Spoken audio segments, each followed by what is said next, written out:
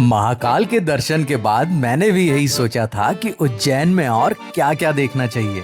अगर आप भी यही सोच रहे हैं तो ये वीडियो आपके लिए है। इस वीडियो में हम उज्जैन के उन सभी प्रसिद्ध धार्मिक स्थलों की यात्रा करेंगे जहां हर श्रद्धालु को एक बार जरूर जाना चाहिए। महाकालेश्वर मंदिर की पूरी ट्रैवल गाइड मैंने पिछले वीडियो में शेयर की है। अगर आपने अभी तक नहीं देखी है तो उसका लिंक डिस्क्रिप्शन में मिल जाएगा। तो चलिए उज्जैन के इन प्रसिद्ध धार्मिक स्थलों की यात्रा को शुरू करते हैं। हमारा पहला पड़ाव है संदीपनी आश्रम। ये वही पवित्र स्थल माना जाता है जहां भगवान श्री कृष्ण, बलराम जी और सुदामा ने गुरु संदीपनी से शिक्षा प्राप्त की थी। आज भी आश्रम के हर कोने में गुरु और शिष्य के पवित्र संबंध की झलक देखने को मिलती है। यहाँ लिखे श्लोक और दोहे हमें ज्ञान, अनुशासन और जीवन के सच्चे मूल्यों की याद दिलाते हैं। आश्रम के अंदर स्थित गोमती कुंड के बारे में मान्यता है कि गुरु दक्षिणा के समय भगवान श्री कृष्ण ने सभी पवित्र नदियों का जल यहाँ एकत्रित किया था। इस पवित्र स्थल का शांत और आध्यात्मिक वातावरण कुछ देर के लिए मन को भी शांत कर देता है। अब चलते हैं मंगलनाथ मंदिर। मान्यता है कि यही मंगल ग्रह का जन्म स्थान है। इसी वजह से मंगल दोष के निवारण के लिए देश भर से लोग यहाँ पूजा करने आते हैं। यहाँ भात पूजा का खास महत्व है, जिसमें उबले हुए चावलों से भगवान शिव का श्रृंगार किया जाता है। माना जाता है कि इसी पूजा से मंगल दोष के निवारण की प्रार्थना की जाती है। इसी आस्था के साथ हर साल हजारों श्रद्धालु यहाँ दर्शन के लिए पहुँचते हैं। अब चलते हैं ऋण मुक्तेश्वर महादेव मंदिर। अगर आप भी जीवन के हर तरह के ऋण से मुक्ति की कामना लेकर उज्जैन आते हैं तो इस मंदिर का बहुत विशेष महत्व माना जाता है। राम घाट के पास शिप्रा नदी के तट पर स्थित इस प्राचीन मंदिर के बारे में कहा जाता है कि सतयुग में राजा हरिश्चंद्र ने यहाँ भगवान शिव की कठोर तपस्या करके अपने ऋणों से मुक्ति पाई थी। इस मंदिर में पीली पूजा का विशेष महत्व है। भगवान शिव को पीली पोटली अर्पित करके श्रद्धालु ऋण मुक्ति की प्रार्थना करते हैं। मान्यता है कि इस पूजा से जीवन के हर तरह के ऋणों से मुक्ति मिल जाती है।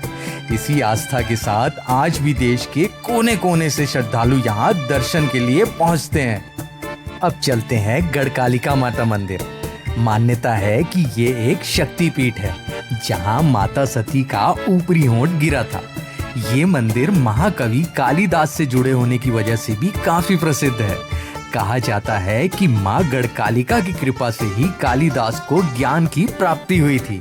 इसी कारण माँ गढ़कालिका को विद्या और शक्ति का प्रतीक भी माना जाता है। अब चलते हैं हरसिद्धि माता मंदिर।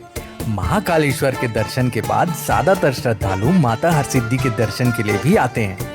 मान्यता है कि ये 51 शक्तिपीठों में से एक है जहां माता सती की कोहनी गिरी थी। यह मंदिर सम्राट विक्रमादित्य की आराध्य देवी के रूप में भी प्रसिद्ध है। मंदिर के प्रांगण में बने 2 विशाल दीप स्तंभ इसकी सबसे बड़ी पहचान है। हर शाम संध्या आरती के समय इस पर सैकड़ों दिए जलाए जाते हैं, जिसका नजारा बेहद मनमोहक होता है। अब चलते हैं काल भैरव मंदिर। मान्यता है कि बाबा काल भैरव के दर्शन के बिना महाकालेश्वर की यात्रा अधूरी मानी जाती है। बाबा काल भैरव को उज्जैन का कोतवाल भी कहा जाता है। इस मंदिर की सबसे अनोखी परंपरा है बाबा काल भैरव को मदिरा का भोग लगाया जाता है। इसी आस्था के साथ श्रद्धालु बाबा काल भैरव के दर्शन और आशीर्वाद के लिए यहाँ आते हैं। और अगर आप शाम के समय उज्जैन में हो तो शिप्रा नदी की संध्या आरती देखना बिल्कुल भी मत भूलिएगा। अगर समय मिले तो इस आरती का हिस्सा जरूर बनिएगा दोस्तों।